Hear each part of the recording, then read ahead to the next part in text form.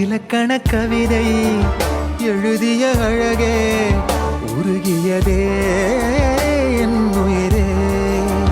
உனதிரு விழிகள் இமைத்திடும் பொழுதில் பகலிரவு உரைகிறதே. இதயம் கேட்குதே என் காற்றாக கனவாக கை வீசும் காதல் இவள் யாரோ.